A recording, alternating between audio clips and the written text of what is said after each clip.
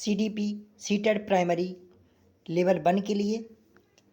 पहला प्रश्न, अधिगम अक्षमता के संदर्भ में गणितीय अधिगम अक्षमता क्या कहलाता है? जो अधिगम अक्षमताएं होती हैं उनके संदर्भ में जो गणितीय अधिगम अक्षमता है उसको क्या कहते हैं?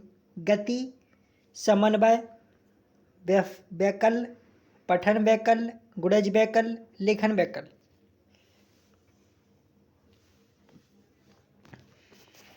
क्या कहते हैं? अधिगम अक्षमता 1985 में सैमुअल्स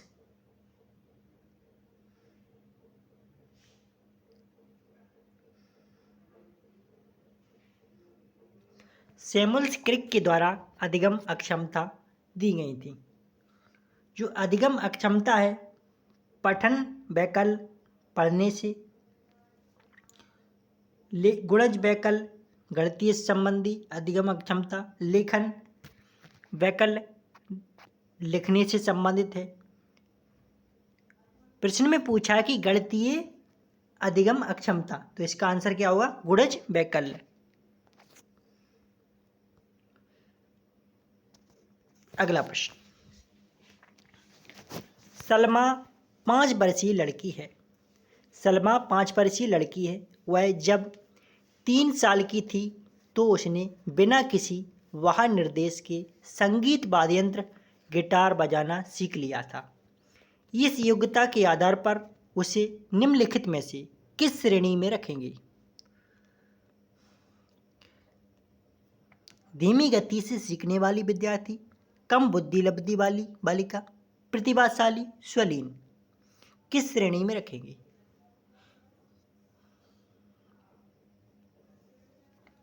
सलमा 5 वर्ष की लड़की है। कितने वर्ष की? 5 वर्ष की। और वह 3 साल की थी तो उसने बिना किसी बाह्य निर्देश के संगीत वाद्ययंत्र गिटार बजाना सीख लिया। कौन कौन से संगीत वाद्ययंत्र गिटार बजाना सीख लिया है था? इस योग्यता के आधार पर उसे निम्नलिखित में से किस श्रेणी में रखेंगे? धीमी गति से सीखने वाली शिक्षार्थी, कम बुद्धिलब्धि वाली बालिका, प्रतिभाशाली, स्वलीन। तो इसको क्या किस में रखेंगे? प्रतिभाशाली। उसने स्वयं से क्या सीख लिया? बाह्य निर्देश से, बाहरी वातावरण से क्या सीखा उसने? संगीत वाद्ययंत्र गिटार बजाना सीखा है। कौन कौन सा? संगीत वाद्ययंत्र गिटार। इसको कहते हैं प्रतिभाशाली।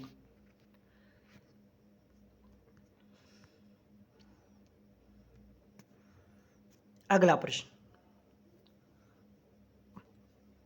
हार्दिक को कम दिखाई देता है। अध्यापक को उसकी इस स्थिति के बारे में नहीं बताया गया। कक्षा में अध्यापक को उसकी किस व्यवहार क्रिया से पता चल सकता है कि उसे कम दिखाई देता है?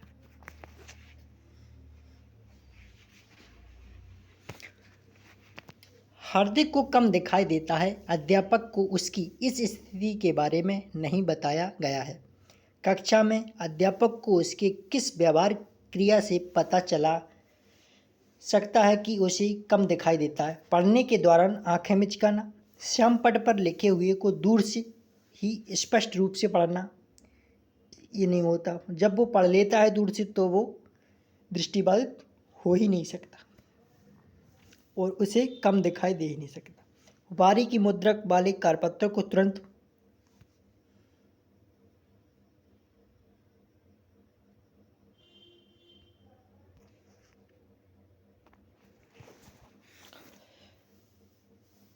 पढ़ने के दौरान आंखें मिचकाना, ये सबसे बेस्ट इसका कम दिखाई देने वाले का पहचानने की जो तरीका है, जो पढ़ने के दौरान आंखें मिचकाता है, उससे समझ जाते हैं कि इसको कम दिखाई देता है।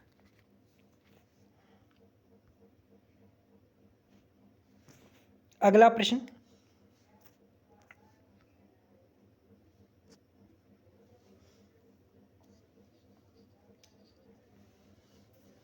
एक शिक्षिका अपनी कक्षा में दिव्यांग विद्यार्थियों के अधिगम के लिए प्रेरक परिवेश कैसे बन सकती है? एक शिक्षिका अपनी कक्षा में दिव्यांग विद्यार्थियों के अधिगम के लिए प्रेरक परिवेश कैसे बन सकती है? यह दृढ़ अपेक्षा रखकर कि वे सख्त पाठचर्या का अनुसरण करें, बच्चे से परामर्श करें बिना उनके लिए सारे निर्णय खुद लेकर, यह सुनिश्चित करके कि उनका आकलन मानकीकृत आकलन तरीकों द्वारा हो, पाठ्यचर्या में उपयुक्त व यथोचित समायोजन करके। डी इसका राइट आंसर है।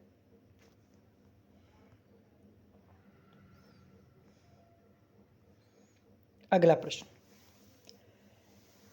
कथन है कि समावेशी शिक्षक प्रतिभाशाली बच्चों को शामिल नहीं करती। समावेशी शिक्षक प्रतिभाशाली बच्चों को शामिल नहीं करती। समावेशी शिक्षा, उत्तर किसका क्या है कि समावेशी शिक्षा सिर्फ अपूर्णता के दृष्टिकोण पर कार्य करती है। तो इसका कथन और तर्क दोनों ही इसके गलत हैं। इसका आंसर क्या होगा? ए और आर दोनों गलत हैं। डी इसका सही होगा आंसर। अगला प्रश्न, निम्नलिखित में से कौन सा एक परासंज्ञानात्मक कौशल को निरूपित करता है? निम्नलिखित में से कौन सा एक परासंज्ञानात्मक कौशल को निरूपित करता है? बिना संलग्नता के विषय वस्तु का कंठस्थीकरण, दूसरों के व्यवहार की नकल करना, अपनी ही सोच की विधियों के विषय में सोचना, किसी विशिष्ट व्यंजन को पकाने की विधि का वर्णन। क्या करना चाहिए? अपनी ही सोच की विधियों के विषय में सोचना।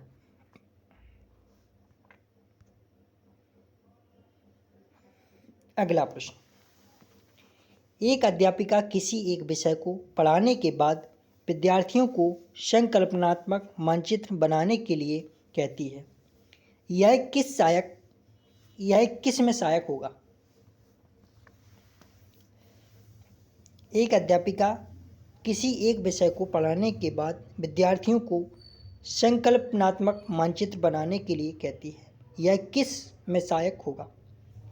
संरचनात्मक मूल्यांकन संचालित करने के लिए, विद्यार्थियों के मुख्य बिंदुओं का सार लिखने की क्षमता का परीक्षण करना, विद्यार्थियों की उपलब्धि का मूल्यांकन हेतु रूब्रिकों का विकास करना, विद्यार्थियों की कलात्मक योग्यता का परीक्षण करने के लिए।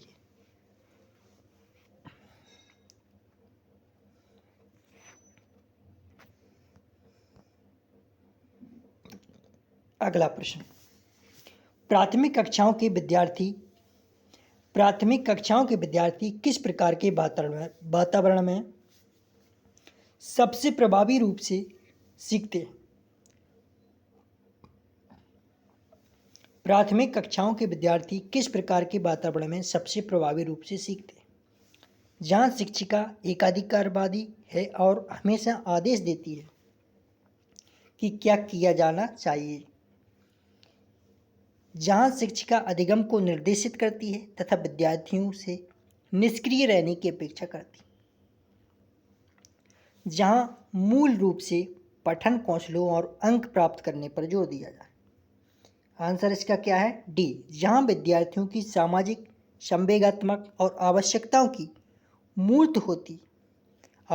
की पूर्ति होती है और ध्यान में रखा जाता है।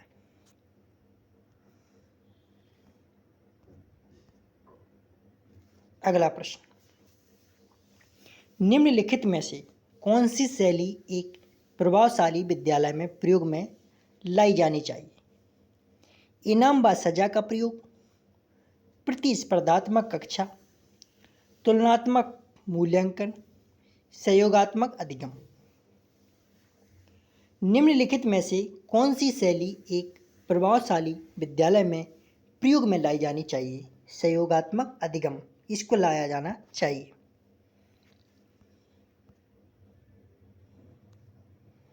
अगला प्रश्न, आंतरिक स्वतः स्फूर्ति प्रेरणा का उदाहरण कौन सा है?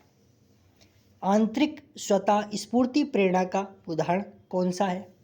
एक विद्यार्थी अच्छे ग्रेड लाने के लिए एक प्रयोग कर रही है। एक विद्यार्थी इसलिए प्रयोग कर रही है क्योंकि उसे प्रयोग का परिणाम जानने की उत्सुकता है। एक विद्यार्थी इसलिए प्रयोग कर रही है क्योंकि उसे थ्योरी की कक्षा पसंद नहीं। एक विद्यार्थी इसलिए प्रयोग कर रही है क्योंकि वह अपने अध्यापक को प्रभावित करना चाहती। तो आंतरिक स्वतः स्फूर्ति प्रेरणा का उदाहरण कौन सा है? एक विद्यार्थी इसलिए प्रयोग कर रही है क्योंकि उसे प्रयोग का परिणाम जानने की उत्सुकता है।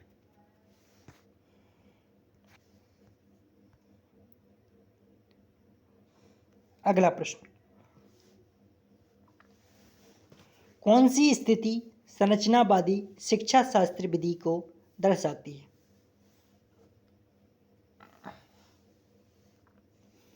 कौन सी स्थिति संरचनावादी शिक्षा शास्त्र विधि को दर्शाती है?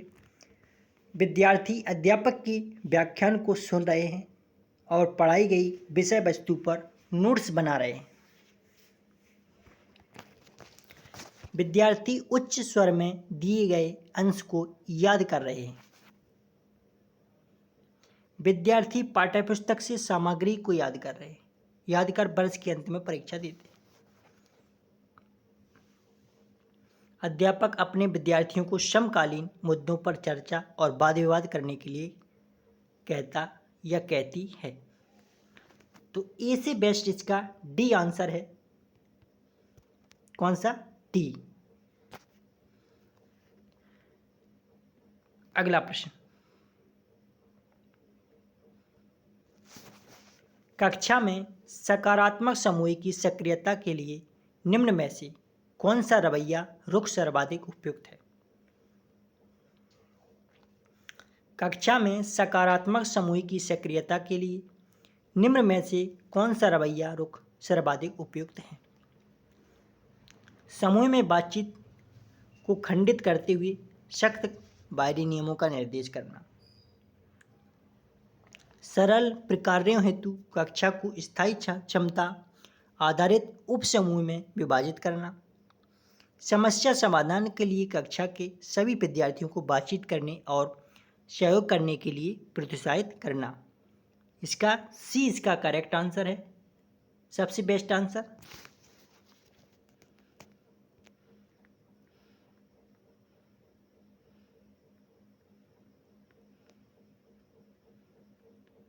अगला प्रश्न, बहुधा कुंभकार और कुंभ का एक रूपक उपयुक्त किया जाता है जिसके द्वारा यह दर्शाया जाता है कि कैसे परंपरागत शिक्षा शिक्षक को कुंभकार के रूप में देखती है जो कुंभ रूपी विद्यार्थी को आकार देकर उसमें ज्ञान उधेड़ता है। इस प्रकार की समझ समस्यावादी क्यों है? क्योंकि विद्यार्थियों के महत्वपूर्ण अनुभव होते हैं और अधिगम का निर्णय उनकी शिक्षक एवं समकालीन साथियों के साथ सक्रिय भागीदारिता से होती है। पहला इसका करेक्ट आंसर है।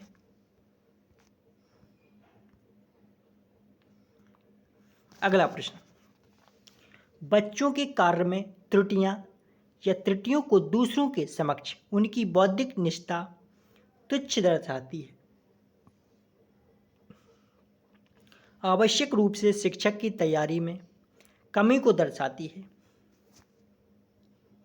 अध्यापक को बच्चों में निराशा को दूर करने के लिए अनदेखा करना चाहिए। शिक्षक द्वारा पूर्णतः विश्लेषण कर बच्चों से विचार विमर्श करना चाहिए। विचार विमर्श करना सबसे बेस्ट। अगला प्रश्न है, निम्नलिखित में से कौन सी प्रक्रिया माध्यमिक विद्यालय के विद्यार्थियों में समालोचनात्मक चिंतन का संवर्धन कर सकती है। निम्नलिखित में से कौन सी प्रक्रिया माध्यमिक विद्यालय के विद्यार्थियों में समालोचनात्मक चिंतन का संवर्धन कर सकती है? विद्यार्थियों को स्वयं से पाठ्यपुस्तक पढ़ने के लिए कहना और सहपाठियों से चर्चा करने से बचना। विद्यार्थियों को किसी भी विषय पर चर्चा करने के लिए कहना और सवाल पूछना। व्याख्यान विधि का प्रयोग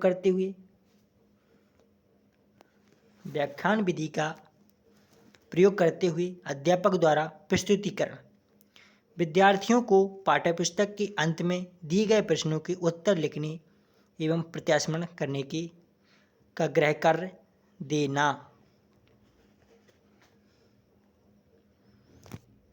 निम्नलिखित में से कौन सी प्रक्रिया माध्यमिक विद्यालय के विद्यार्थियों में समालोचनात्मक चिंतन का संवर्धन कर सकती है? कौन सी कर सकती है? विद्यार्थियों को किसी भी विषय पर चर्चा करने के लिए कहना और सवाल पूछना।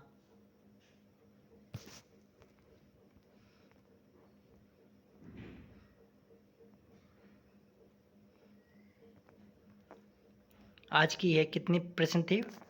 15 प्रश्न थे। सीटेट, सीडीपी, प्राइमरी टीचर में जो प्राइमरी लेवल 1 का जिसको कहते हैं लेवल 1 उसमें पूछे जाते हैं, उसके लिए क्लास रखी गई थी। आप लोग चैनल को सब्सक्राइब करें और अपनी प्रिपरेशन जारी रखें। थैंक यू, धन्यवाद।